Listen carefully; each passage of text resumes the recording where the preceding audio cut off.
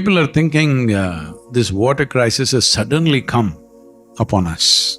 Crisis did not happen suddenly, it's been evolving in the last 30 years quite seriously, and the rural populations have been massively suffering this.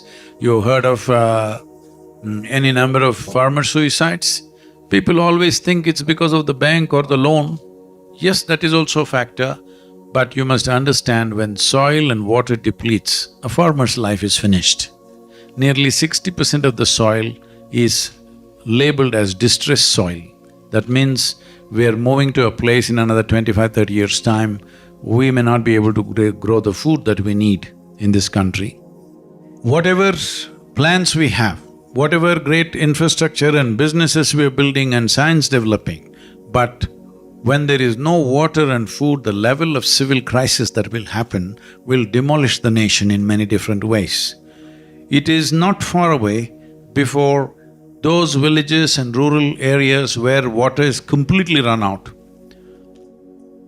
those people are going to migrate in large numbers into urban centers. For them, there is no infrastructure, they will sit on the streets. How long will they sit on the streets when there is no food and water? They will break into homes. In next 8 to 10 years, you will see these situations unless we do something drastic right now. This is the time to really take action, and the action is very clear. It is established, well-established scientific data to show that every tree that you plant, in about 12 years' time when the tree is big enough, it will sequester approximately 38,000 liters of water. We are talking about planting 242 crore trees in the region. This is not going to be planted by us, farmers are going to take this up as economic activity, and the saplings are going to come from contributions that come from people. This is where we need your support. And apart from that, the government has to incentivize a farmer from moving from regular 3-month, 4-month cropping to a tree-based cropping, unless we make farming process a very lucrative process. In many ways, we are threatening the future of this nation, and that's why this Rally for Rivers and now the Kaveri calling. The United Nations studies say, if you plant 1 trillion trees on the planet, the entire climate change process can be reversed in about 12 to 15 years' time. Kaveri calling commitment for me and everybody else here is not for today, we are committing ourselves for 12 years. Please stand with us and make this happen. Without a large-scale people's involvement, this is not going to happen. Never before another generation has consumed as much as we have. So, I'm just thinking, before I fall dead, let's fix it to whatever extent we can so that future generations don't look back and see we were the most irresponsible generation ever. So many of us are unaware of situations, and can you throw some light on how this has happened and what we can do? The most basic ignorance about rivers is, people think a river is a source of water, or a well is a source of water, or a pond or a lake is a source of water. In a tropical country, it is not a source of water, it is only a destination for water. There is only one source of water for us, which is the monsoon rain. Somewhere between 45 to 60 days maximum in a year, rain pours down on us. A huge volume of water comes down.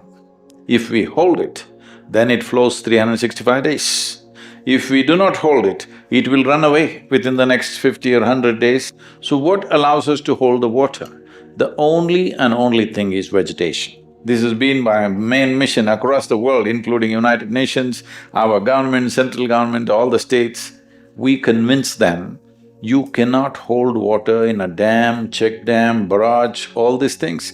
These are all okay for usage, but you cannot really enhance water like this. The only way you can hold it is by vegetation. We are 1.3 billion people, it's estimated by 2030 we will be 1.5 billion people. So there is too much pressure on the land, there is no way to increase the forest cover. The only other way is to go for agroforestry, that we use forests as a livelihood for ourselves. So right now, To assist the farmer to shift to agroforestry, there are a few things to happen. One thing is the saplings, large-scale development of saplings. Now to act, we are looking at taking in all the aspects. It costs about 42 rupees per sapling. In the first phase of 4 years, we need to plant 72 crore trees. If you can campaign a little bit, I'll do that. whatever I'm saying, whichever way you think is appropriate. Like this, everybody must do what they can. It is not a question of resource, it's a question of how concerned we are. This is not just Kaveri's problem. Only thing is, if we successfully demonstrate that you can turn the river around, Kaveri is a substantially large demonstration. If we do this one thing, then you can do this for every river in the country. If we fail to rejuvenate this soil and this water, the civil strife that is waiting on our hands is big. All studies clearly point out towards a serious water strife. Water strife will naturally transform itself into a civil strife. So when we talk about this 242 crore trees, what it means is, it can sequester anywhere between 9 to 12 trillion liters of water. If in 12 years you plan this number and wait for another 6, 7 years' time, you will have Kaveri flowing full on. But we must understand, we must have that much commitment. If not for my country, at least for your children. Please, do something. A lot of them have been misled by the title Beyond Boundaries. They think you're going to hit a sixer or something.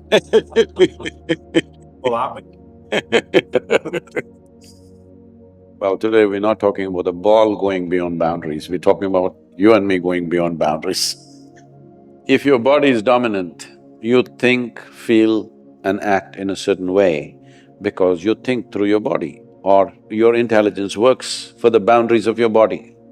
So naturally, survival instinct will be the strongest dimension of who you are. When survival instinct is strongest, you always want to build a wall around yourself. When survival instinct is strong, you want to build a wall of self-preservation. The walls of self-preservation are also walls of self-imprisonment. What looks like protection today is imprisonment tomorrow. Now, the whole science of yoga is about breaching the boundaries of your psychological and physiological structure so that you imbibe more and more life. So after some time, the life that you are becomes more dominant than the body that you are, than the thought and emotion that you are. When your life becomes very significantly more than the psychological and physiological processes, if you sit here, you are a significant life, not necessarily because of what you do and do not do. You're just a significant life, simply by existence you're significant. Once it happens like this, effortlessly you can function. By the time I was 8, 10, there was a cloud of 1 billion questions around me all the time. And I didn't find a single person who could answer a question straight. My thing is, I want to know what is true. I don't want to know what a certain authority said, because in my mind there's never been an authority of any sort for anything. And out of frustration that not a single question is being answered, I wrote very hard poetry to insult people. Unfortunately, all this 800 and odd poems got burnt, and it was in Bangalore that they burnt all my poems. Kaveri protests were happening and they burnt my car. Along with that, my 800 and odd poems and my observations about India's agriculture, which ran into, I don't know, several hundred pages, both these things and my lifelong collection of music, all these three things got burnt up in that car. So, yesterday we launched Kaveri Calling. It's really crazy that now I'm back here and we're talking about this.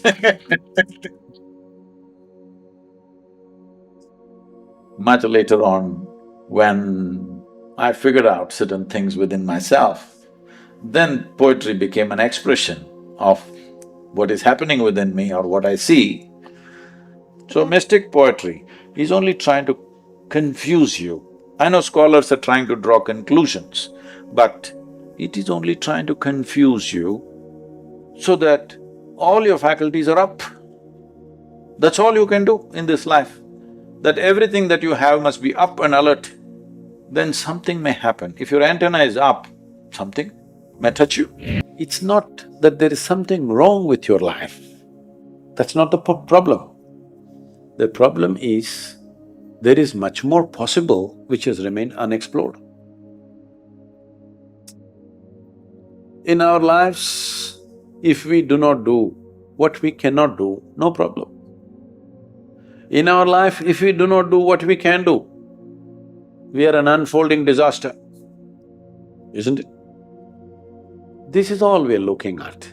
Just to see that the right kind of tools, you can enhance the performance of this life to a higher possibility than the way it is right now. At least you could be more joyful, more peaceful, more wonderful to yourself and to everybody else around you. Possible or no? This doesn't mean you're nasty, this doesn't mean you're horrible. No, this just means there is room for improvement because this is the nature of life. However we do it, there is a better way to do it, always. This is the most wonderful aspect of life, that we can always do it better. As we have created objective tools to enhance our activity in the world, we have to also create subjective tools to enhance our experience in this world. That's what we're looking at. That is what Shambhavi means. Shambhavi is a subjective tool with which you can enhance your life's experience. Shambhavi Mahamudra means just this: if you sit here, in your experience, your body is here, your mind is out there, what is you is elsewhere. Once there is a clear distinction between what is you and what is your body and what is your mind, this is the end of suffering. Anybody here has any proof that you are not already in heaven and making a mess out of it?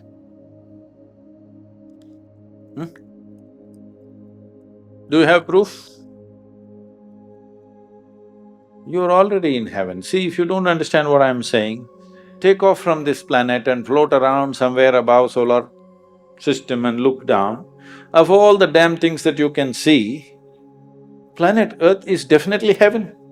If you and the person next to you start fighting right now, this will become your hell. If you look at each other with some sense of appreciation and love for each other, this will become your heaven. If you have decided you want to live in a loving world, a joyful world, that must be throbbing within you every moment. Some people will get converted, some people won't. So what? At least you are.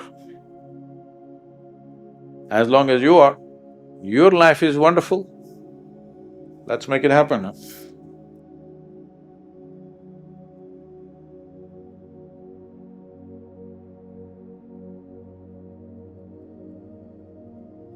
Take a slow, deep breath. Sometimes all it takes is a quiet moment to see that life isn't far away from peace as it feels. You don't have to go somewhere else or become someone else or to feel a sense of ease. Just sitting here, breathing, being present, that in itself is a doorway. The world around us is calling for attention, be it our river, our soil, our people, or even the thoughts we carry inside. And perhaps the greatest thing we can do is to start with awareness. Not big actions all at once, just simple attention, simple presence.